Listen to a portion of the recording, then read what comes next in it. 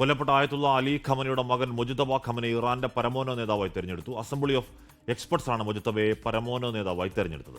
അതേസമയം 10ാം നാളിലും ഗൾഫ് രാജ്യങ്ങളിലേക്കുള്ള ഇറാന്റെ ആക്രമണം തുടരുകയാണ്. ബഹ്റൈനിൽ പുലർച്ചെ ആക്രമണമുണ്ടായി. സിത്ര ഐലൻഡിൽ നിരവധി പേർക്ക് പരിക്കേറ്റു. ഫുജൈറയിൽ എണ്ണ വ്യവസായ മേഖലയിൽ തീപിടുത്തമുണ്ടായി. സൗദിക്ക് നേരെ ഇന്നലെ രാത്രിയും ഡ്രോൺ മിസൈൽ ആക്രമണ ശ്രമമുണ്ടായി. എല്ലാ ശ്രമങ്ങളും സൗദി പ്രതിരോധ സേന തകർത്തുവെന്നാണ് പറയുന്നത്. അതേസമയം അന്താരാഷ്ട്ര വിപണിയിൽ ക്രൂഡ് ഓയിൽ വില കുത്തനെ ഉയരുകയാണ്. യുദ്ധം തുടങ്ങി 7, 8, 9 ദിവസം ആകുമ്പോഴേക്കും ബാരലിന് $76 നിന്നും $100 കടന്ന വല്ലാത്ത അവസ്ഥയാണ്. പി ജെയിംസ് ഇന്റർനാഷണൽ ചേർന്നു. James sir, good morning. Good morning. യഥാർത്ഥത്തിൽ ഗുഡ് മോർണിംഗ് എന്ന് പറയാൻ പറ്റുമോ എന്നറിയില്ല. ഗുഡ് മോർണിംഗ് എന്ന് പറയാൻ പറ്റുമോ എന്നറിയില്ല. കാര്യം ഇസ്രായേൽ തെഹ്റാന്റെ ആകാശത്തെ ചുട്ടരിച്ചുകൊണ്ട് ഇസ്രായേൽ വിമാനങ്ങൾ ടെല്ലവീവിലേക്ക് ഏതെങ്കിലും തരത്തിൽ അയവില്ലാത്ത വണ്ണം ഏതെങ്കിലും തരത്തിൽ പ്രതിരോധശേഷി നഷ്ടപ്പെട്ടിട്ടില്ല എന്ന് തെളിയിക്കുന്ന ഇറാന്റെ പ്രത്യാക്രമണം, തിരിച്ചടി, ഇന്ധനവില ആകാശത്തേക്ക് ഉയരുന്നു. ഇതിനിടയിൽ ഏതെങ്കിലും തരത്തിലൊരു സമാധാനത്തിന്റെ ചർച്ചകളുടെ ഒരു ഒരു ഒരു ചെറിയ സൂചന പോലും ഇല്ലെന്നുള്ളതാണ് ജെയിംസ് സാർ സങ്കടം. ഹാഷ്മി, സമാധാനത്തിന്റെ സാധ്യത വളരെ വിദൂരതയിലാണ്. പ്രത്യേകിച്ച് ഇറാന്റെ പരമോന്നത നേതാവായി ആയത്തുള്ള അലി ഖമനയുടെ മകൻ മോജ്തബ ഖമനായിയെ തെരഞ്ഞെടുത്തു എന്നുള്ളത് അമേരിക്കയ്ക്ക് കൊടുക്കുന്ന ഏറ്റവും വലിയ സന്ദേശമാണ്. എന്ന് വെച്ചാൽ ഞങ്ങൾ കീഴോട്ടില്ല, ഞങ്ങൾ കീഴടങ്ങില്ല, ഞങ്ങൾ ഫൈറ്റ് ചെയ്യും എന്നുള്ളതിന് അത് അമേരിക്കൻ പ്രസിഡന്റ് ഡൊണാൾഡ് ട്രംപ് പറഞ്ഞത് ഞാൻ പറയുന്ന അല്ലെങ്കിൽ ഞങ്ങൾക്ക് പങ്കാളിത്തമുള്ളൊരു തീരുമാനം അവിടെ ഉണ്ടാവണം. അവിടെ വെനിൻസ്വേലയിൽ സംഭവിച്ചതുപോലെ താൻ പറയുന്ന ഒരാൾ അവിടുത്തെ തലപ്പത്ത് പരമോന്നത നേതാവായി വരണം എന്ന് പറഞ്ഞു. അതിനൊക്കെ പുച്ഛിച്ച് തള്ളിക്കൊണ്ടാണ് മോജ്തബ ഖമനായി നേതാവായി തിരഞ്ഞെടുക്കപ്പെട്ടത്. അദ്ദേഹം നേതാവായി തിരഞ്ഞെടുക്കപ്പെട്ടതിന് തൊട്ടുപിറകെ ഇസ്രായേലിലേക്ക് വലിയ ആക്രമണം നടന്നു. വേവ് ഓഫ് അറ്റാക്ക് നടന്നു. ലെബനനിൽ ഇസ്രായേലിൻ്റെ ആക്രമണം നടക്കുന്നു. ഒപ്പം തന്നെ ഗൾഫ് രാജ്യങ്ങളിലേക്ക് ഒരു ചെറിയ ഇടവേളയുണ്ടായിരുന്നു. വീണ്ടും സൗദിയിലേക്ക്, കുവൈത്തിലേക്ക്, UAE-യിലേക്ക്, ഖത്തറിലേക്കൊക്കെ ആക്രമണം നടക്കുന്നു. പക്ഷെ അതൊക്കെ പാട്രിയോട്ട് സംവിധാനങ്ങളടക്കം, താഡ് സംവിധാനങ്ങളടക്കമുള്ള രാജ്യങ്ങൾ അതെല്ലാം തകർത്ത് കളയുന്നുണ്ട്. കുവൈറ്റിലും സൗദിയിലും UAE-യിലും ഓരോ മരണങ്ങൾ ഉണ്ടായതായിട്ട് റിപ്പോർട്ടുണ്ട്.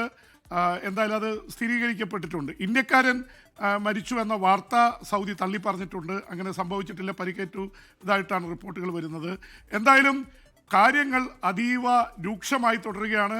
ഇറാന് മേൽ ഏറ്റവും വലിയ ആക്രമണം നടന്നുകൊണ്ടിരിക്കുകയാണ്. ഇസ്രായേൽ എണ്ണ സംഭരണ കേന്ദ്രങ്ങൾ തകർക്കുന്നു. ഇതുവരെ സൈനിക കേന്ദ്രങ്ങൾ, ബാലിസ്റ്റിക് മിസൈല് ഉണ്ടാക്കുന്ന കേന്ദ്രങ്ങൾ അടക്കമാണ് ഗവൺമെൻറ് ബിൽഡിങ്സ്.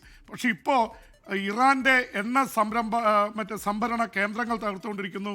കാശ്മീർ ഓർക്കുന്നുണ്ടാവും, ഇറാഖ് യുദ്ധത്തിൽ ഇറാനിലും ഇറാഖിലും എണ്ണപ്പാടങ്ങൾ നിന്ന് കത്തുന്നതും മാസങ്ങളോളം കത്തിയതൊക്കെ. എണ്ണവില കുത്തനെ ഉയർന്നുകൊണ്ടിരിക്കുന്നു. $100 കടക്കുമെന്ന് നമ്മൾ പറഞ്ഞതാണ്. എന്തായാലും അത് കടന്നിരിക്കുന്നു. അപ്പോൾ മോജ്തബ അവിടെ പരമോന്നത നേതാവായി വന്നതോടെ ഈ ഹാർഡ് ലൈനേഴ്സ്, അവിടുത്തെ തീവ്ര നിലപാടുള്ളവരുടെ കയ്യിലേക്ക് ഇറാൻ്റെ നേതൃത്വം പോയിരിക്കുന്നു. അതുകൊണ്ട് യുദ്ധം ഇനി തീരാനുള്ള സാധ്യത വളരെ കുറവാണ്. സൗദി അടക്കമുള്ള രാജ്യങ്ങൾ തിരിച്ചടിക്കുമെന്നുള്ള റിപ്പോർട്ടുകൾ വരുന്നുണ്ട്. UAE-യുടെ പ്രസിഡന്റ്, അമേരിക്കൻ പ്രസിഡന്റ് ഡൊണാൾഡ് ട്രംപുമായിട്ട് സംസാരിച്ചു. ഗൾഫ് രാജ്യങ്ങളിൽ വല്ലാത്ത അതൃപ്തിയുണ്ട്. കാരണം അമേരിക്കക്കാർ മുഴുവൻ അവിടുന്ന് കെട്ടൊക്കെ എടുത്തുകൊണ്ട് അവിടുന്ന് പോവുകയാണ്. ഇതൊക്കെ നേരിടേണ്ടി വരുന്നത് ഗൾഫ് രാജ്യങ്ങളാണ്. ഇത് അമേരിക്കയുടെ ആക്രമണം മൂലമാണ് ഉണ്ടായിരിക്കുന്നത്.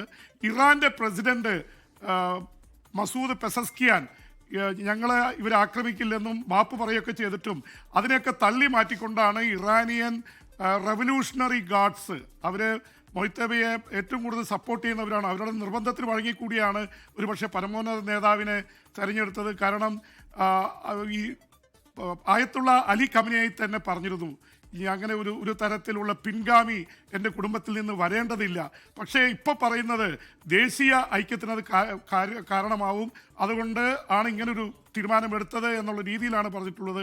ഒരു കാര്യം കൂടി ശ്രദ്ധിക്കാനുള്ളത്, പെസസ്കിയാൻ മിതവാദിയാണ്. പെസസ്കിയാൻ അടക്കമുള്ളവരെ, അവിടുത്തെ അബ്ബാസ് അർഗാച്ചി വിദേശകാര്യമന്ത്രി അടക്കമുള്ള മിതവാദികളെ തള്ളിക്കൊണ്ടാണ് ഈ തീവ്ര നിലപാടുള്ളവർ നേതൃത്വം പിടിച്ചെടുത്തിരിക്കുന്നത്. അതുകൊണ്ട് ഈ താലിബാൻ്റെ കൂടെയൊക്കെ സംഭവിച്ചതുപോലെ ഒരുതരം ഫൈറ്റ് വളരെ ശക്തമായിട്ട് മുന്നോട്ട് കൊണ്ടുപോകാനാണ് സാധ്യത. എന്തായാലും ഗൾഫ് രാജ്യങ്ങൾ, അറബ് രാജ്യങ്ങൾ വളരെ അസ്വസ്ഥരാണ്. അവർ അതിശക്തമായിട്ട് ഇറാനോട് പ്രതികരിക്കുന്നുണ്ട്. ഇറാൻ കാണിക്കുന്നത് ബ്ലണ്ടറാണ്, ഫൂളിഷ്നെസ് ആണെന്ന് അറിയുന്നത് അവിടുത്തെ പ്രസിഡന്റ് മസൂദ് പെസസ്കിയാൻ അടക്കമുള്ളവർക്കാണ്. അപ്പോൾ ഒരു വലിയ വിഭാഗം ഈ ഗൾഫ് അറബ് രാജ്യങ്ങളെ കയറി ആക്രമിക്കുന്നതിനെതിരാണ്. ആകെയുള്ളൊരു പ്രത്യേകത കൂടുതലും US-ന്റെ സേനാ താവളങ്ങളൊക്കെയാണ് ആക്രമിക്കപ്പെടുന്നത്. പക്ഷെ ഇപ്പോൾ വന്നിരിക്കുന്നത് ശുദ്ധീകരണം ജലശുദ്ധീകരണ പ്ലാന്റുകൾക്ക് നേരെ ഇറാൻ ആക്രമിക്കുന്നു. അത് വളരെ സീരിയസ് ആയിട്ടുള്ളതാണ്. കടൽ വെള്ളം ശുദ്ധീകരിച്ചാണ് ഗൾഫിൽ വെള്ളം പ്രധാനമായിട്ട് ഉപയോഗിക്കുന്നത്. അപ്പോൾ ഈ ജലം ശുദ്ധീകരിക്കുന്ന പ്ലാന്റുകൾക്ക് നേരെ ആക്രമിക്കുക എന്ന് പറഞ്ഞാൽ കുടിവെള്ളം മുട്ടിക്കുക എന്നുള്ളതാണ്.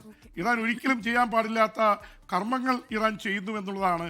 അതിനിടയിൽ ഖത്തറിന് 4 ഫൈറ്റർ ജെറ്റ് കൂടി ബ്രിട്ടൻ കൊടുത്തിട്ടുണ്ട്. അതുപോലെ ലെബനോനിലേക്ക് ഇസ്രായേലിൻ്റെ സൈന്യം കൂടുതൽ കയറിക്കൊണ്ടിരിക്കുകയാണ്. അവിടെ മരണമടഞ്ഞവരുടെ സംഖ്യ 400 കവിഞ്ഞിട്ടുണ്ട്. ഇറാനിലാണെങ്കിൽ ഇസ്രായേലിൻ്റെ ആക്രമണത്തിൽ 1350-ലേറെ പേർ കൊല്ലപ്പെട്ടിരിക്കുന്നു.